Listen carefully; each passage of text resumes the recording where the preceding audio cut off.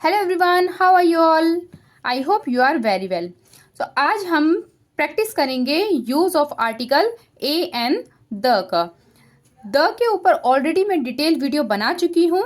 आपने वो वीडियो नहीं देखी है तो इसका लिंक मैं जो है इसी वीडियो में प्रोवाइड कर दूंगी, जिससे आपको जो है अच्छे से क्लियर हो जाएगा कि द को हम डेफिनेट आर्टिकल क्यों कहते हैं और इसका यूज किस टाइप के सेंटेंसेस में या किस टाइप के नाउन वर्ड्स में किया जाता है। उससे पहले शॉर्ट इंट्रोडक्शन दूंगी मैं आपको, ताकि आपको क्लियर हो जाए कि हम ए एन एंड द का यूज किस कंडीशन में करते हैं, ताकि प्रैक्टिस करने में जो है हमें इजी रहे और हम इन फिल इन द ब्लैंक्स को इजीली जो है फिलअप कर पाए। तो सबसे पहले हम समझ लेते हैं आर्टिकल्स कितने टाइप्स के होते हैं और ए एंड द का यूज किस टाइप के सेंटेंसेस में हम किस वे में करते हैं। आर्टिकल्स जो होते हैं हमारे टू टाइप्स के होते हैं, definite article and indefinite articles. Definite articles में यूज होता है द का एंड इनडेफिनेट आर्टिकल्स में यूज होता है ए एंड एन का यूज होता है। सबसे पहले द को क्लियर करते हैं।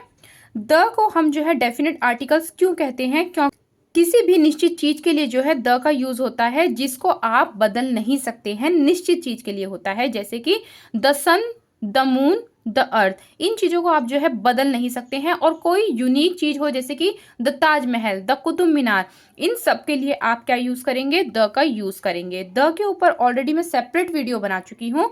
आपको द का और भी जो है क्लियर करना है आपको कि द का यूज हम किस टाइप के सेंटेंस में करते हैं, क्या कंडीशन अप्लाई होती है द के लिए, तो आपको इसी वीडियो में ऊपर जो है ब्लैक स्ट्रिप में लिंक शो हो जाएगा और आप उस लिंक को क्लिक करके मेरी उस वीडियो तक इजीली पहुंच सकते हैं।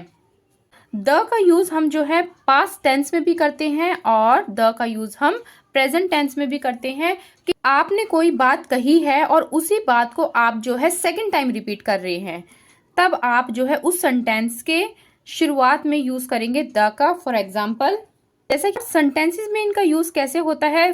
Suppose I have a book, मैंने बोला है यानी कि मेरे पास एक बुक है। अब मैंने आपको बता दिया है कि मेरे पास एक बुक है, the book is knowledgeable. Book जो है ज्ञानवर्धक है। अब आपको इस बुक के बारे में पता चल गया है कि मैं उस बुक की बात कर रही हूँ जो कि मेरे पास है। अब सेकंड टाइम जब मैं उस बुक के बारे में बताऊंगी तब मैं यहाँ पर आई की जगह यहाँ पे ये नहीं बोलूंगी कि माई बुक इज नॉलेजेबल, मैं ये बोलूंगी द बुक इज नॉलेजेबल, क्योंकि मैं आपको इस बुक से ऑलरेडी इंट्रोड्यूस करवा चुकी हूँ। तो सेकंड टाइम मैं इस बुक के बारे में रिपीट कर रही हूँ कोई बात, तब मैं यूज करूंगी यहाँ पर द का। सेकंड एग्जाम्पल से भी समझ लेते हैं। दिस इज सीता हाउस, यह सीता का घर है। अब आपको पता चल गया है मैं किस हाउस की बात कर रही हूँ। अब सेकंड टाइम में क्या बोल रही हूँ? The house is so beautiful. अब मैं किस हाउस के बारे में बता रही हूँ? आपको पता है इस बात का कि मैं किस हाउस के बारे में बता रही हूँ, इसलिए मैं अब यहाँ पर Sita house is so beautiful ना बोल करके कहूंगी the house is so beautiful. मैंने इसी बात को जो है अब सेकंड टाइम रिपीट किया है। आपको इस चीज की नॉलेज हो गई है कि मैं किस हाउस की बात कर रही हूँ। सो ऐसी कंडीशन में हम जो है द का यूज करते हैं। अब जान लेते हैं ए एंड एन का यूज हम किस कंडीशन में करते हैं। ए एन का यूज हम जो है दोनों का यूज हम सिंगुलर नाउन के लिए करते हैं। अब ए का यूज हम किस कंडीशन में करेंगे और एन का यूज किस कंडीशन में करेंगे? ए का यूज हमेशा कॉन्सोनेंट साउंड के लिए किया जाएगा। कॉन्सोनेंट साउंड का मीनिंग क से लेके ग तक की जो कोई भी साउंड होगी, कोई भी ध्वनि होगी, उसके लिए हम ए का यूज करेंगे। क ख ग जो होते हैं हमारे, ये होते हैं हमारे कॉन्सोनेंट। इसी के अगेंस्ट जो है एन का यूज हम कब करते हैं? जब वॉवल साउंड आए। किसी भी सेंटेंस से पहले, किसी भी नाउन वर्ड से पहले आप देखें कि वॉवल साउंड आ रही है। वॉवल साउंड मीनिंग है आ ई उ ए जो होते हैं हमारे क्या होते हैं? वॉवल्स होते हैं। वॉवल साउंड जब भी आपको सुनाई दे तो उस नाउन वर्ड से पहले हम यूज करेंगे एन का। अब ए का यूज कॉन्सोनेंट साउंड है।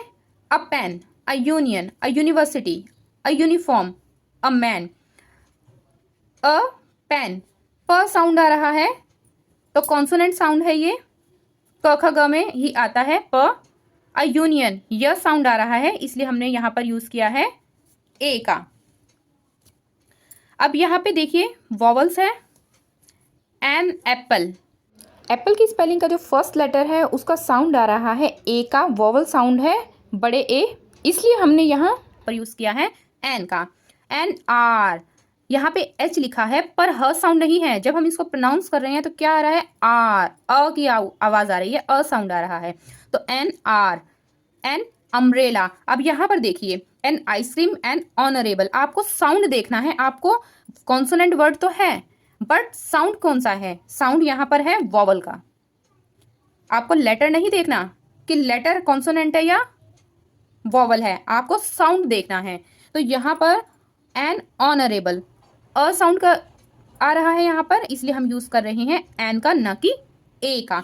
अब यहाँ पर देखिए, यहाँ पर भी यू है और यहाँ पर भी यू है। लेटर जो फर्स्ट है वो यू है बट यहाँ पर हम यूज कर रहे हैं ए का और यहाँ पर हम यूज कर रहे हैं एन का।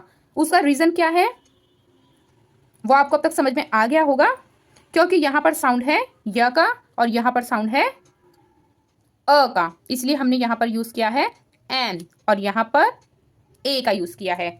जैसे कि एप्पल, यहाँ पर ए का साउंड है, बड़े ए का साउंड है, इसलिए हम यहाँ पर यूज कर रहे हैं एन का। आर, एन का यूज कर रहे हैं। अम्ब्रेला, एन का यूज कर रहे हैं। ऑनरेबल,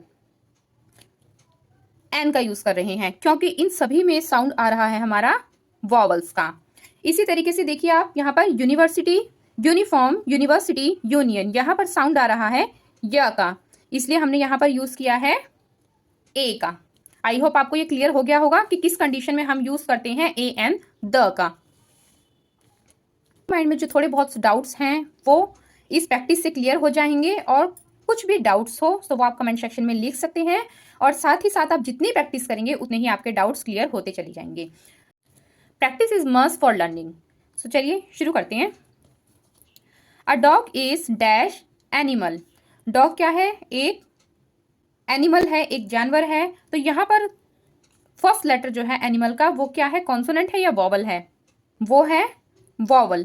तो यहाँ पर यूज होगा एन का, क्योंकि अभी हमने जाना है कि जब भी हमें साउंड सुनाई देगा वॉवल का तब हम यूज करेंगे एन का। तो यहाँ पे यूज होगा a an, an. A cat is dash mammal. तो यहाँ पे फीमेल कैट के लिए जो है हम मैमल का यूज करेंगे। A cat is dash mammal. तो यहाँ पर क्या है, फर्स्ट लेटर मैमल का कॉन्सोनेंट है, और कॉन्सोनेंट के लिए हम क्या यूज करते हैं, ए का यूज करेंगे या फिर एन का यूज करेंगे, आप बताइए। यस, यू आर करेक्ट, यहाँ पर यूज होगा ए का, क्योंकि यहाँ पर कॉन्सोनेंट साउंड है। A cat is a mammal. Third, I love dash colour red. तो यहाँ पर जो है स्पेसिफाई किया गया है, एक डेफिनेट कलर की बात की गई है यहाँ पर, कलर रेड। तो कोई भी डेफिनेट चीज होगी हम उसके लिए किसका यूज करते हैं, ए, एन या फिर द का। यस, हम यूज करते हैं द का। I love the red colour. So यहाँ पे यूज होगा द का। Our family loves to sing on the weekends. यहाँ पर यूज होगा द का, क्योंकि यहाँ पर वीकेंड्स की बात हो रही है, प्लूरल है। वीक जो क्या होते हैं हमारे, 1 वीक में कितने डेज होते हैं हमारे, 7 होते हैं। तो ये यहाँ पर वीक क्या है, प्लूरल है। तो प्लूरल के लिए हम क्या यूज करते हैं, द का यूज करते हैं। और वीक एंड्स बोला है, यानी कि आखिरी सप्ताह। तो यहाँ पर डेफिनेट वीक के बारे में भी बताया गया है, तो यहाँ पर हम यूज करेंगे द का, on the weekends. Fifth, I bought dash new guitar for my son. मैंने अपने सन के लिए यानी कि बेटे के लिए एक नया गिटार खरीदा। तो गिटार क्या है, सिंगुलर है। और ये इस सेंटेंस को पढ़ के आपको क्या समझ में आ रहा है कि सेंटेंस क्या है, पास्ट में है, खरीदा। बट यहाँ पर है गिटार सिंगुलर फॉर्म में, तो सिंगुलर के लिए हम क्या यूज करेंगे, ए का यूज करेंगे। I bought a new guitar for my सन।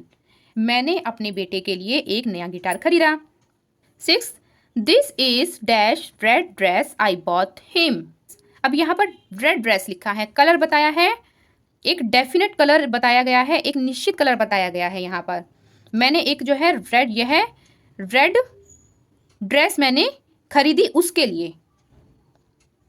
तो यहाँ पर हम यूज करेंगे ए, एन या फिर the. Yes, you are correct, यहाँ पर यूज होगा द का, क्योंकि यहाँ पर एक डेफिनेट कलर हमने बताया है रेड। यह रेड ड्रेस मैंने उसके लिए खरीदी। तो यहाँ पर रेड ड्रेस के लिए यहाँ पर यूज होगा द का, the. Dash cat and dash dog are both mammals. यहाँ पर कैट है और यहाँ पर डॉग है, दोनों ही जो है सिंगुलर फॉर्म में हैं। तो सिंगुलर फॉर्म के लिए क्या यूज़ करेंगे? सिंगुलर फॉर्म के लिए हम यूज़ करते हैं ए का और एन का। अब आप यहाँ पर बताइए, यहाँ पर यूज़ होगा ए का या फिर एन का? यस, कैट साउंड आ रहा है क का, कॉन्सोनेंट का, इसलिए यहाँ पर यूज़ होगा ए का। और यहाँ पे भी कॉन्सोनेंट लेटर है तो यहाँ पर भी यूज़ होगा ए का। A cat and a dog are both mammals. I am looking for dash place to live. मैं रहने के लिए एक जो है स्थान देख रही हूँ। तो यहाँ पर क्या यूज़ होगा? ए एन या फिर द।